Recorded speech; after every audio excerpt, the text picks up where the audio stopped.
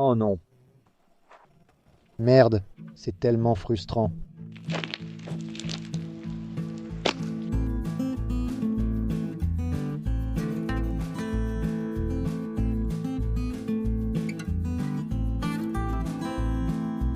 Ce désert a une façon unique de t'humilier. Il ne se soucie pas de tes plans ou de tes progrès. Je réalise qu'ici, je ne fais pas qu'implanter une forêt dans le désert. Je me construis moi-même. Aujourd'hui devait être simple, entretien des routes et barrages, un peu de transport, peut-être avancer sur la pépinière et attaquer la prochaine étape. Mais le désert en avait décidé autrement. Ici, on ne fait pas que résoudre des problèmes, on lutte avec eux et ils ripostent souvent. Voilà la réalité à The Stubbs. Il n'existe pas de plan parfait, ni de journée sans accroc. Il s'agit d'apprendre à s'adapter quand tout semble partir de travers. Cette semaine, il ne s'agit pas juste de réparer, mais de trouver comment avancer quand cela paraît impossible. Ma famille, cette communauté et vous tous à mes côtés me permettent d'avancer. Laissez-moi vous montrer comment le désert vous apprend à relever les défis un à un. Faites chauffer ça.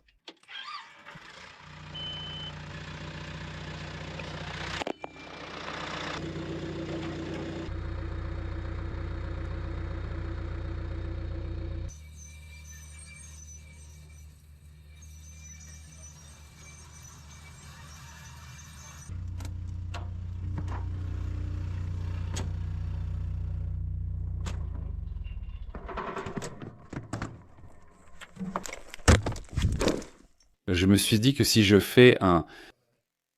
J'ai fait une marche rapide sans m'équiper, voulant juste quitter le bulldozer rapidement pour voir ce que j'ai ici. Je vais tenter de déplacer du matériau de cette zone déjà bien fragmenté pour le pousser dans le barrage.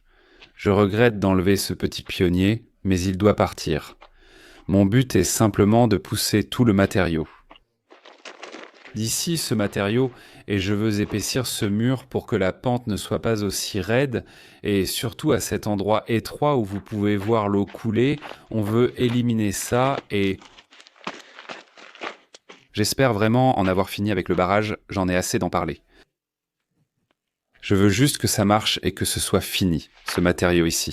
On ne peut pas avoir ça, cette pente n'est pas trop mauvaise, mais je veux vraiment élargir cette zone, donc je vais pousser tout le matériau d'ici et essayer d'épaissir le mur jusqu'à peu près ici, et j'espère aussi gagner quelques pieds supplémentaires de zone de conduite sécurisée. Donc c'est ce que je fais. Allons-y et voyons si on ne peut pas passer au deuxième. Et je veux vraiment m'assurer de laisser ces pierres en place, parce que c'est bien de les avoir et on va faire un effort pour les amener ici, juste pour rendre le déversoir un peu plus sûr.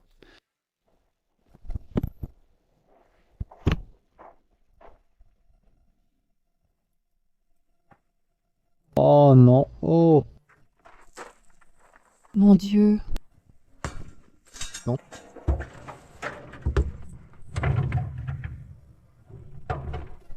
c'est tellement frustrant.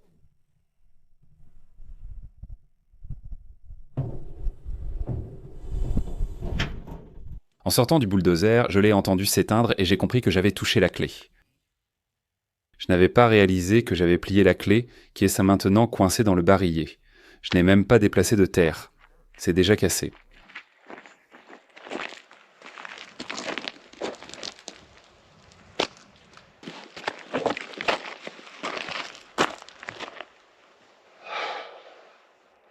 J'ai cassé plus qu'une simple clé. J'ai brisé mon propre sentiment de contrôle et honnêtement, c'est peut-être exactement ce dont j'avais besoin. C'est tellement difficile de prendre des coups chiants comme ça, mais si tu laisses que ta colère prendre le dessus et que tu commences peu à jeter des clés et à faire une crise, tu n'arriveras à rien, donc ça ne sert vraiment à rien. Il vaut mieux simplement s'asseoir et commencer à réfléchir au problème. Avec cette glissière qui gêne, je ne vois pas comment je vais réussir à sortir ça.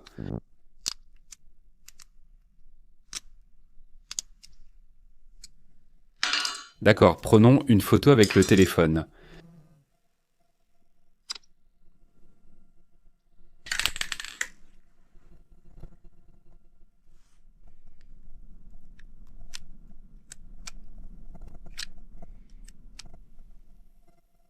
Je savais que ça allait probablement être un coup de poker.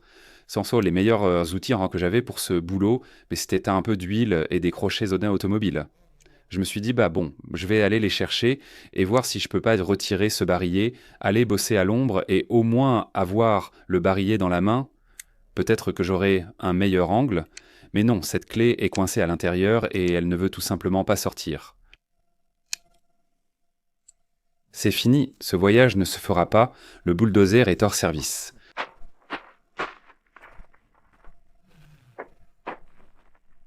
Range tout, remets tout à sa place.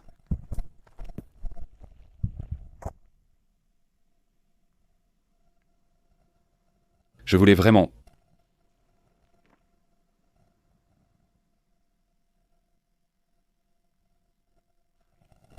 Ça me fait un peu flipper. Quelqu'un ne devrait pas tirer autant s'il chasse. Il ne tire pas non plus, en rafale. Qu'est-ce qu'ils font? Ils sont vraiment proches, mec.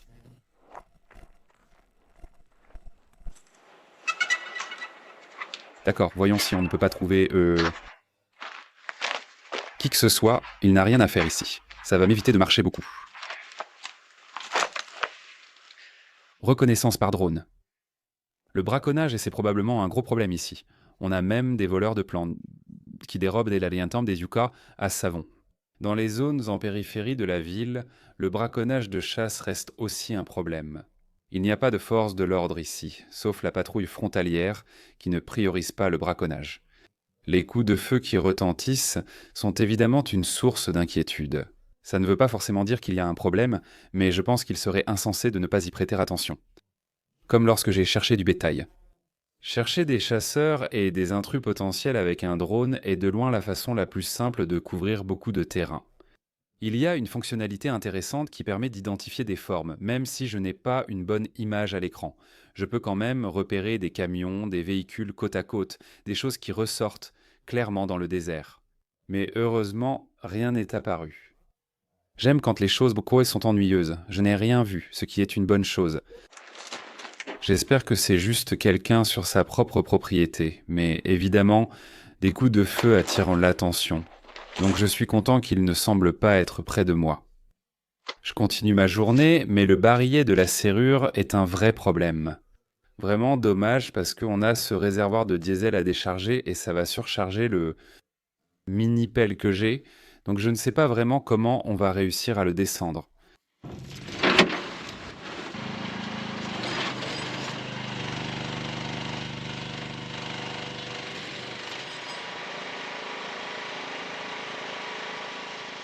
J'ai vu à quel point cela aurait pu mal tourner. Ouais. Je n'avais pas besoin de cette foutue ceinture de sécurité. Il te fallait juste les grosses cojonnes de Drake pour les essayer. Ouais, un peu de cervelle et de cran, mais n'en faisons pas une habitude. C'était beaucoup trop stressant. Bonjour à tous.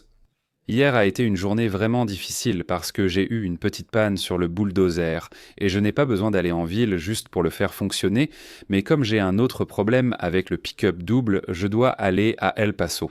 Le pick-up double a un problème électrique assez sérieux. C'est une connexion entre l'alternateur et la batterie. J'ai trouvé un fil desserré entre la boîte de jonction, qui est étiquetée batterie, et la batterie.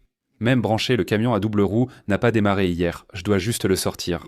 Je dois faire fonctionner le camion à double roue parce que tous mes plans pour transporter du fumier, de l'eau, de la gave, tout dépend de ce camion et il est en panne. Donc plus vite je pourrai l'amener chez Daniel pour diagnostiquer les problèmes électriques et le remettre en service, mieux ce sera. Je vais juste en ville louer un camion à double roue d'1 tonne.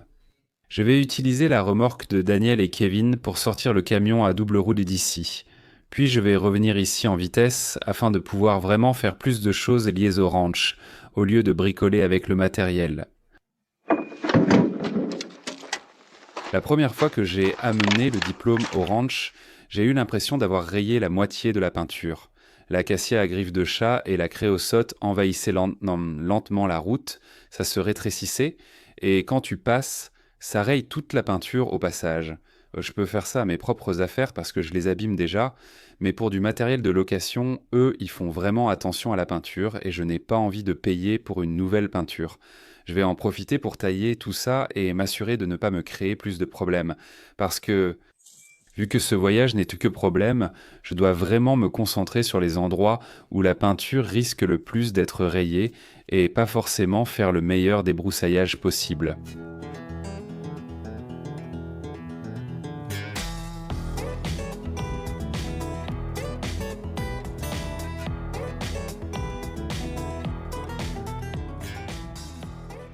Une chose que je remarque avec tout ce débroussaillage, c'est que ce sont des plantes que mon pote Ryan et moi avons coupées il y a 2 ans. Et ça me montre que même si on ne taillait pas juste pour tailler, les plantes ont réagi de façon très agressive et repoussent vraiment bien. Cela confirme ce que j'ai fait près du barrage et que j'avais prévu durant ce voyage. Passer et tailler la végétation. Mais voir la réaction sur la route où j'ai agi me motive à aller sur mon lieu de travail et à tout tailler minutieusement, car ici tout pousse très vite et je veux garder cette croissance uniquement là où je travaille.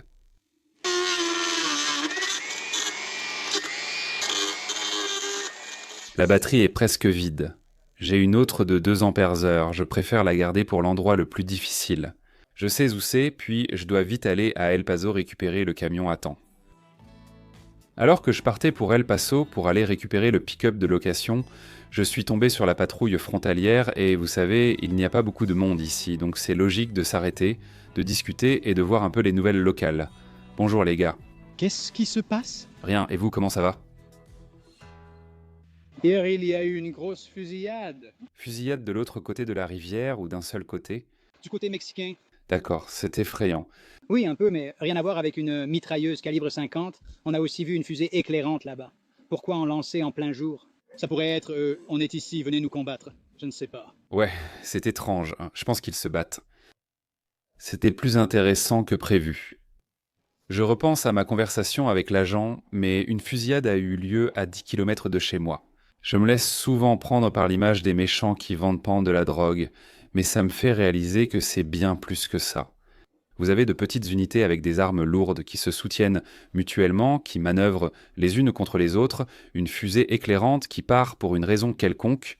Ça ne ressemble pas, pour moi, à une bande de voyous qui se contentent de balancer un 9 mm, le poignet cassé, sur le côté. C'est une armée, c'est une véritable armée et il y a une guerre, juste de l'autre côté du Rio Grande. C'est seulement à 10 km de chez moi. Je ne pense pas qu'il y ait quoi que ce soit que je puisse faire personnellement, mais quand vous m'entendez parler de coups de feu ou par hasard qu'il y a une arme à l'écran, ce n'est pas juste pour faire joli et ce n'est pas... Je ne sais pas, le machisme texan, c'est réel ici. Je n'ai pas du tout envie de me promener armé, ce n'est pas une zone de guerre, mais c'est à la frontière d'une zone de guerre. Je n'ai aucune idée de quoi faire à part dire « Eh, voilà ce qui se passe ». Et peut-être qu'il se passera quelque chose, je ne sais pas. Bref, retour à la forêt du désert. Je vais aller chercher ce pick-up double essieu de location. J'ai une longue journée devant moi parce qu'il me reste probablement encore 5 heures de route. C'est parti. Oui, j'appelle pour des pièces. J'ai cassé ma clé à l'intérieur du barillet de serrure, donc j'espère pouvoir récupérer un nouveau barillet de serrure. Au moins, ce problème est réglé.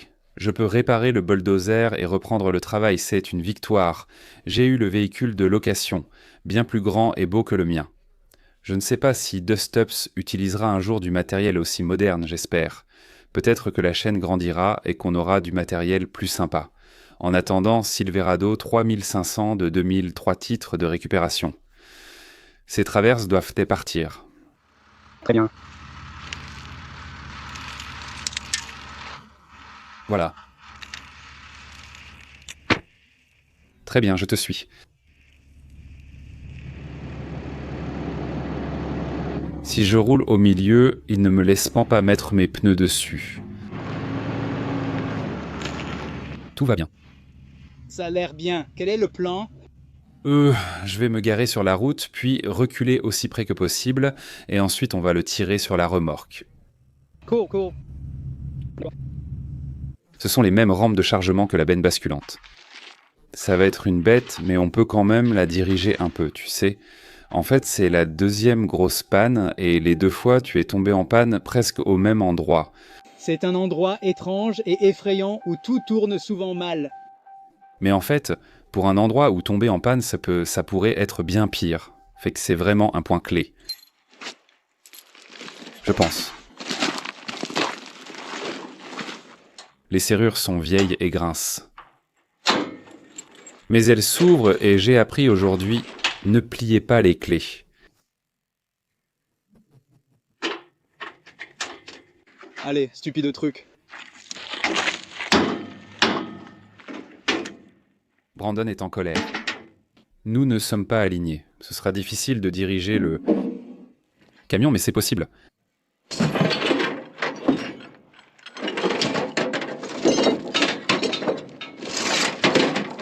Dans une seconde. Tu as raison, j'ai quitté le camp presque au moment où tu es sorti de la route. Le timing était parfait. Oui, tout va bien. Je voulais juste éviter que tu sois assis seul au milieu du désert. J'aurais aimé que Sean soit là. Tu veux dire comme je fais chaque jour, sauf quand je voudrais que tu sois là. Mais j'apprécie ta compagnie la plupart du temps. T'es cool et tout, mon pote. J'apprécie évidemment ma solitude. Clairement, je ne pense pas qu'il y ait le moindre doute là-dessus. Positif. Négatif. Nous y sommes.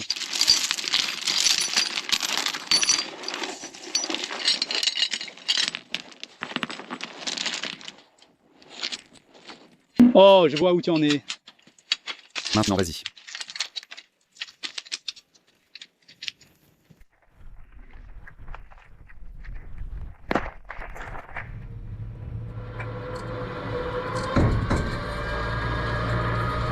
Parfait.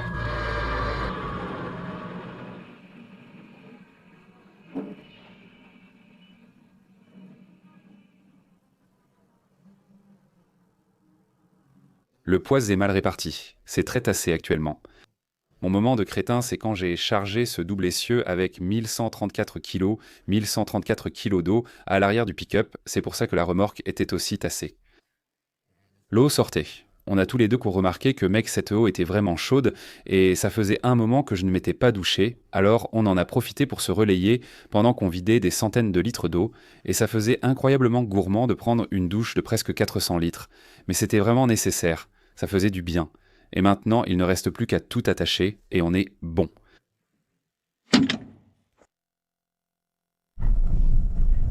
Bonjour à tous, il fait à peine jour et j'ai le double essieu à l'arrière. Brandon et moi ne sommes pas revenus au camp avant environ minuit et demi. Ça nous a pris une éternité pour attacher les essieux à la remorque, mais maintenant c'est fait et c'est sécurisé.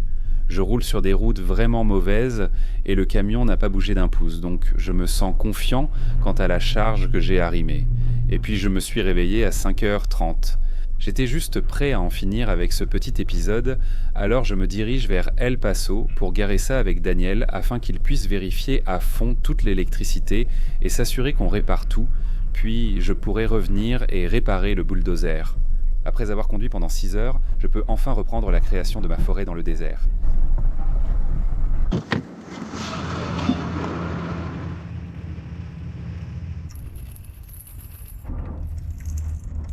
C'est vraiment la partie qui me terrifie à 100%. Je dois enlever le poids de l'attelage et je suppose que je suis bien en avant des essieux, que j'ai plus de poids à l'avant qu'à l'arrière, mais j'ai peur que la flèche de la remorque se soulève brusquement, donc... Il est temps de le faire.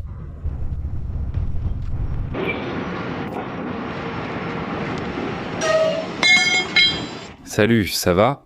Tout se passe bien, sauf maintenant. J'ai la béquille baissée et ça soulève juste le camion. Je continue quand même. Continue comme ça. Je pense que ça devrait aller. Mission accomplie, 30 heures plus tard, mais bon, mission accomplie. Et fais attention, je vais m'en occuper, je vais commencer à m'en occuper aujourd'hui. Merci mec, à plus. D'accord. Salut. Pas de problème, salut. Ces déplacements forcés à El Paso ne sont pas entièrement une mauvaise chose. ça me donne l'occasion de récupérer des provisions pour lesquelles je ne ferais normalement pas un trajet exprès.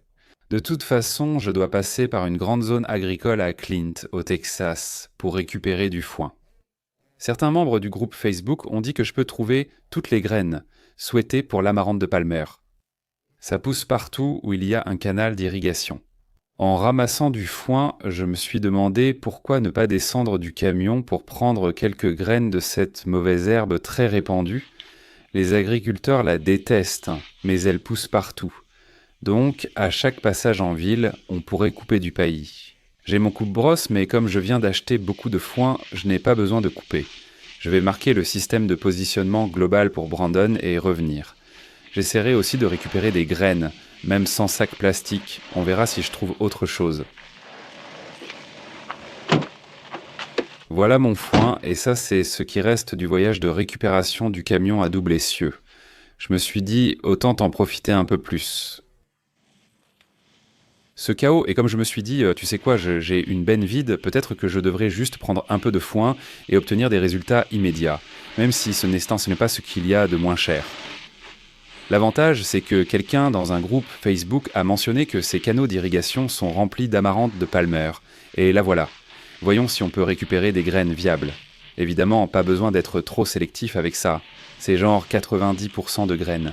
Je vais prendre ça pour que Brandon puisse voir. Je suis sûr que je fais pleurer les agriculteurs en mélangeant du bon foin avec de l'amarante de Palmer. Mais bon, c'est aussi pour ça que je mets toujours des gants dans le camion, parce que je trouve toujours une raison de les utiliser. Ce truc n'est pas agréable à toucher. Pas étonnant que ça pousse comme de la folie. Ce ne sont que des graines. Je te promets que je ne vais pas le planter, mais ce que je vois là-bas, c'est une parcelle gigantesque, plus d'un acre d'herbe à éléphant, et je suis sûr que si je trouve le propriétaire et que je lui propose de la couper gratuitement, il serait ravi qu'on la taille. Et pour nous, ce serait tout bénéfice, parce qu'on pourrait remplir une benne entière d'herbe à chaque fois. Au lieu de payer pour du foin, on peut le récolter en un peu plus de temps et ne pas dépenser d'argent. Je vais prendre une photo de cette herbe à éléphant et envoyer un texto. Oscar, le gars chez qui j'ai acheté le foin. Et voir si on ne peut pas couper ça pour du paillis, voir s'il sait à qui ça appartient. D'accord, super. Je veux dire, je pensais que c'était probablement un terrain public, mais tu sais, je voulais avoir une idée de l'endroit où je travaillais, donc je te remercie de m'avoir rappelé et de m'avoir informé. L'homme barbu qui a vu la fusillade il y a 2 jours, ou du moins celui qui l'a signalé, il a exprimé à Brandon son intérêt pour venir visiter le ranch, et comme je reviens d'El Paso avec ce gros équipement, je me suis dit que c'était en fait un bon moment, et j'ai quelques courses à faire en chemin. Donc c'est vraiment le bon moment pour aller chercher l'homme barbu, alors on va l'accueillir au ranch ce soir. Je n'ai rencontré l'homme barbu que 2 secondes, mais lui et Brandon se sont croisés il y a quelques semaines et ils discutent pas mal depuis. J'ai entendu de bonnes choses. Brandon l'aime beaucoup, j'ai hâte de l'accueillir au ranch. C'est toujours bien de rencontrer ses voisins, alors on découvrira peut-être à quel point c'est difficile à la frontière. Je pense que sa propriété est à moins de 30 mètres de la rivière, donc c'est aussi proche du Mexique qu'on peut l'être sans y vivre. Je me dirige vers le ranch de Bill, qui est cette maison là-bas, et Brandon a dit qu'il avait repéré du foin très vieux, pourri et moisi, qui est clairement bien trop vieux pour être utile à qui que ce soit, sauf à nous pour l'utiliser comme paillis. Je vais aller jeter un œil. Nous avons demandé à Bill si nous pouvions l'utiliser, mais il voulait tout à fait comprendre ce qu'on lui demandait de donner gratuitement. Je vais d'abord faire une vidéo pour qu'il voie l'état du matériel, puis je chercherai les tuyaux remplis d'huile trouvés près de la rivière sur ma propriété, que je pourrai utiliser pour construire un abri ou une grange à foin. Enfin, j'irai chercher l'homme barbu. La raison pour laquelle j'ai klaxonné, c'est « Je ne suis pas là pour surprendre qui que ce soit, je veux que tout le monde sache que je suis là. »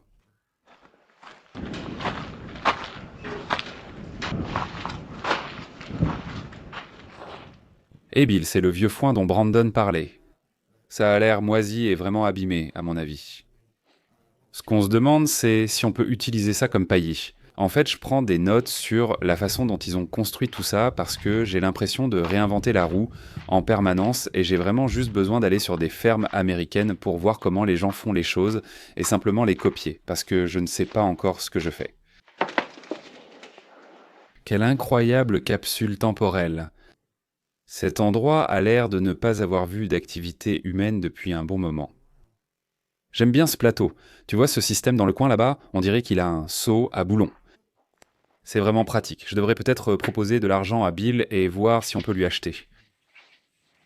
Ce Bronco. Je sais que quelqu'un aimerait travailler là-dessus. Quel véhicule cool. Et regarde aussi à quel point ils disent qu'il y a eu des inondations. Ce truc est vraiment bien enseveli. Très bien, il est temps d'y aller.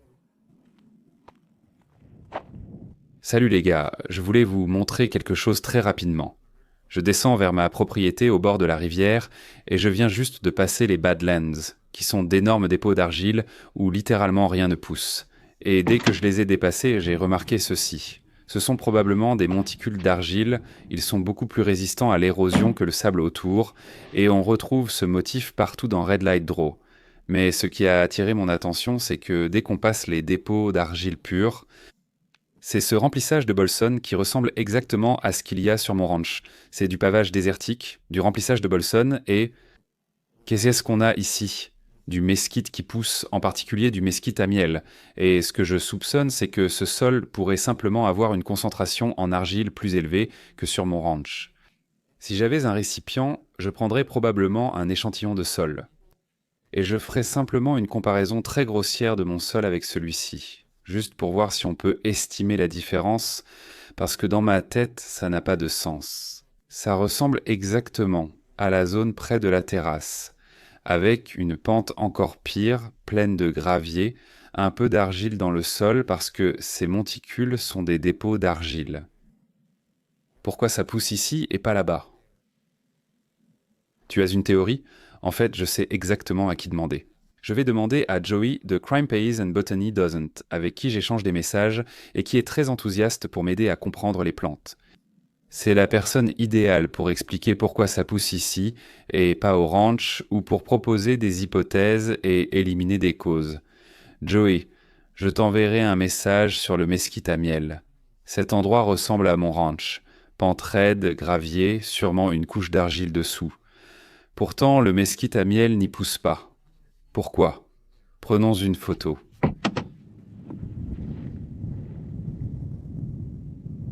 Joey vient de me dire d'utiliser une application qui s'appelle Roct, et ça va m'en dire plus sur le substrat, un mot que je connais un peu mais dont je ne connais pas exactement la signification.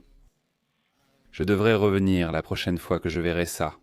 Je risque d'interrompre une discussion avec l'homme barbu, mais je veux surtout savoir pourquoi ce mesquite pousse ici. Salut à tous, vous ne reconnaissez probablement pas cette vue, mais je suis dans mon tout nouveau, enfin pas tout à fait nouveau, je suis dans mon International 4300 que je viens d'acquérir il y a 5 minutes. Ce camion est gigantesque et nécessite normalement un permis poids, lourd, mais comme je suis une exploitation agricole enregistrée au Texas, j'ai une exemption. Je suis vraiment mal à l'aise de conduire un engin aussi gros et je vais commencer à le faire à El Paso, ce qui n'est pas le meilleur environnement pour apprendre. Heureusement, j'ai déjà conduit une boîte manuelle adolescent, mais ça fait longtemps. Ce sera une aventure. Je ne peux pas filmer car je dois rester concentré sur la route, mais je vous montrerai le camion dès que je serai garé dans un endroit calme. Je dois aller chez un serrurier car il n'y a qu'une clé pour ce camion et je veux éviter ce souci. Une autre chose importante, la raison pour laquelle j'ai acheté ce camion. Je suis allé chercher des camions à double essieu en pensant qu'il me fallait un modèle plus récent et fiable. Et j'ai regardé plusieurs options et tout allait me coûter au moins 30 000 € pour un camion en bon état de marche, qui n'allait pas être un projet ou nécessiter 5 000 € de réparation. Ce truc m'a coûté moins de 11 000 $. J'ai payé le prix demandé.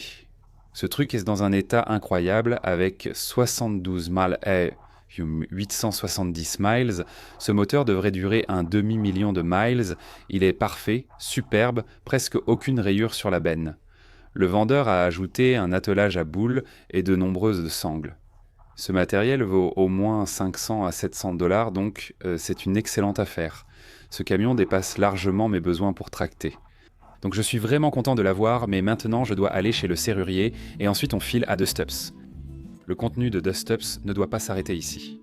J'ai récemment rendu visite à Brant Underwood à Cerro Gordo, Californie de Ghost Town Living. Il a une forêt de pins pignons indigènes qui pousse dans le haut désert, et je pense que vous devriez aller la voir. C'est une île céleste, un concept vraiment incroyable, où l'on trouve de la vie là où on s'y attend le moins. Regardez l'épisode bonus via le lien en description ou scannez le QR code à l'écran.